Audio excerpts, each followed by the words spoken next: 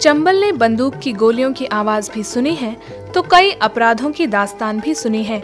इस चंबल ने वक्त को कई करवटें बदलते देखा है। इस चंबल की गोद में संस्कृति भी पली है तो सभ्यताओं ने भी करवटें बदली हैं। इसी संस्कृति और सभ्यता का मुंह गवा रहा है राजस्थान का डांग अंचल। राजस्थान की पूर्वी सीमा पर बसे धौलपुर की स्थापना तोमर वंश के राजा धवल ने की थी। तोमर राजाओं द्वारा बनाए गए धौलपुर पर बाद में मुगलों ने भी राज किया तो भरतपुर के जाट राजाओं और ग्वालियर के सिंधिया राजाओं ने भी शासन किया। 1782 ईस्वी में धौलपुर के राणा राजाओं के अधिकार में आए इस क्षेत्र को पहले मत्स्य संघ में, फिर भरतपुर जिले के एक उपखंड के रूप में विशाल राजस्थान में शामिल कर लिया गया।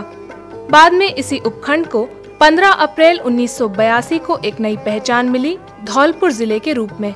पहाड़ियों के गर्भ में समाये विश्व प्रसिद्ध धौलपुर स्टोन ने इस जिले को आर्थिक समृद्धि भी दी है तो यहाँ फैली पुरा संपदा ने यहाँ पर्यटन विकास की संभावनाओं को गति भी प्रदान की है। धौलपुर के पास स्थित शेरगढ़ का एक किला सैलानियों के मन में रोमांच भरता है तो कई जिज्ञासाओं को भी जगाता है। जोधपुर के राजा मालदेव द्वारा बनवाए गए इस किले को 1590 ईस्वी में शेरशाह सूरी ने एक नई शक्ल दी और नाम दिया शेरगढ़ का। ये दुर्ग फिल्म निर्माताओं के लिए भी आकर्षण का केंद्र रहा है तो शोधकर्ताओं के लिए भी शोध का विषय रहा है। 1857 के स्वतंत्रता संग्राम में अहम भूमिका अदा कर चुके इस किले की 6 फीट चौड़ी प्राचीरें आज भी इसके सामरिक महत्व की दास्तान बयां करती हैं। शेरगढ़ सामरिक कहानियों का मूक गवाह है तो धौलपुर के बीचों बीच स्थित ये लंबी बावड़ी वास्तुकला का अप्रतिम उदाहरण है। इस 7 मंजिला बावड़ी का स्थापत्य राजस्थान ही नहीं पूरे भारत में अद्वितीय है। धौलपुर शहर के इंदिरा पार्क में पड़ी इस तोप का आकर्षण भी कम नहीं। रियासत काल की सामरिक जरूरतों का एहसास कराती ये तोप 1400 मन, 14 सेर और 14 छटांग वजन की है। कहते हैं अष्टधातु से बनी इस तोप से 14 सेर का गोला दागा जा सकता था। डांग अंचल के शहर धौलपुर की दास्तान सामरिक महत्व के शेरगढ़ दुर्ग और महाराजा कीरत सिंह द्वारा बनवाई गई इस तोप तक ही सीमित नहीं।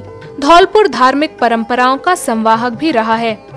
शहर से ठीक 2.5 किलोमीटर दूर मचकुंड पर अनेक घाट बने हैं जहां स्नान कर आस्थावान अपनी आस्थाओं की तुष्टि करते हैं तो चर्म रोगों के शिकार इस पानी में स्नान कर रोगों से मुक्ति पाते हैं। इसी मचकुंड तीर्थ का नाम सिख धर्म से भी जुड़ा है। कहते हैं सिखों के छठे गुरु हरगोविंद सिंह भी ग्वालियर से आते समय यहीं रुके थे। यहाँ बने शेर शिकार गुरुद्वारे की कहानी हरगोविंद सिंह से जुड़ी है। मचकुंड डांग इलाके का प्रमुख तीर्थ स्थल है तो धौलपुर स्थित कमल बाग कला और शिल्प का संगम है। कमल के फूल के आकार में बने इस बाग को चट्टानों से काटकर बनाया गया था। रणथंबोर दुर्ग और रणथंबोर बाग परियोजना के कारण सैलानियों के लिए आकर्षण का केंद्र बना सवाई माधोपुर डांग इलाके का सौंदर्य है। प्रकृति की मेहरबानी के कारण हर लिहाज से आकर्षक नजर आने वाले इस जिले को रणथंबोर बाग परियोजना के कारण खास अहमियत मिली है।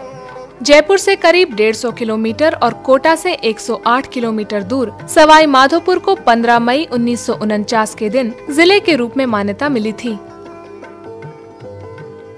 रियासत काल में करौली और जयपुर राज्य की सवाई माधोपुर, गंगापुर तथा हिंडौन निजामतों को मिलाकर जयपुर के पूर्व महाराजा माधो सिंह प्रथम के नाम पर इस जिले की नींव रखी गई थी। 7 चरणों में विभिन्न देशी रियासतों के विलय के बाद राजस्थान राज्य का गठन हुआ तो डांग क्षेत्र के सवाई माधोपुर को खास तवज्जो दी गई। सवाई माधोपुर की शान कहे जाने वाले रणथंबोर दुर्ग में चौहान वंश के राजाओं ने यहीं पर आन बान शान और अपने सम्मान की रक्षा के लिए खिलजी बादशाहों से लोहा लिया था। अपनी प्राकृतिक बनावट तथा सुरक्षात्मक दृष्टि से अद्वितीय स्थान रखने वाले इसी दुर्ग से रणथंबोर राष्ट्रीय उद्यान सटा है। कोई 400 किलोमीटर क्षेत्रफल में फैले इसी उद्यान की भूगर्भीय रचना अद्वितीय है। इस भूगर्भीय रचना का ही असर है कि इस उद्यान में बाघ समेत कई वन्यजीव फल फूल रहे हैं। सवाई माधोपुर की पहचान रणथंबोर तक ही सीमित नहीं। कला और संस्कृति के लिहाज से समृद्ध इस जिले में ऐसे कई स्थल हैं जिनका अपना महत्व है। सवाई माधोपुर जयपुर मार्ग पर स्थित चौथ का बरवाड़ा डांग इलाके की लोक संस्कृति का केंद्र है। इस लोक आस्था केंद्र की डांग इलाके में तो खास मान्यता है ही। उत्तर प्रदेश, मध्य प्रदेश, दिल्ली और हरियाणा के आस्थावान भी यहाँ अपनी मन्नत के लिए आते हैं। डांग क्षेत्र के प्रमुख हिस्से करौली ने प्रजामंडल में भी अपनी भागीदारी निभाई तो अंग्रेजों के खिलाफ छिड़े आंदोलन में भी इस इलाके की अहम भूमिका रही। रियासत काल में अपनी खास पहचान रख चुके करौली की स्थापना यदुवंशी राजा अर्जुन सिंह ने सन 1348 ईस्वी में की थी। तब इसका नाम था कल्याणपुरी।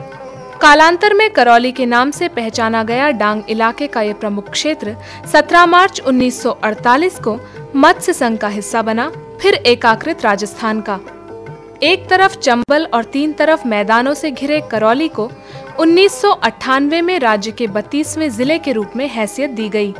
लाल पत्थर से बना करौली का ये किला रियासतकालीन व्यवस्था का केंद्र रहा है। यहाँ स्थित महलों का अपना आकर्षण है तो महल की दीवारों पर किए गए भित्ति चित्रण का अपना महत्व है। भंवर किला में स्थित महाराजा गोपाल दास के समय के ये महल सचमुच खूबसूरत हैं। ये महल कला के कद्रदानों को लुभाते हैं तो डांग अंचल और करौली जिले के अन्य किलों का तिलिस्म भी कम नहीं। यदुवंशी शासकों के यशस्वी किलों में प्रमुख रहे तिमनगढ़ दुर्ग की दास्तान तो और भी दिलचस्प है। यदुवंशी शासक तिमिनपाल द्वारा बनवाए गए इस किले का निर्माण 11वीं सदी में हुआ था।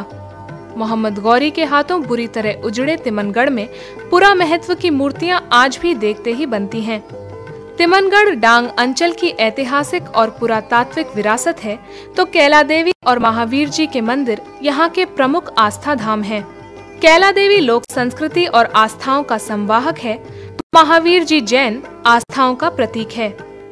करौली से 26 किलोमीटर दूर कैला देवी का यह मंदिर प्रसिद्ध धार्मिक मंदिर है।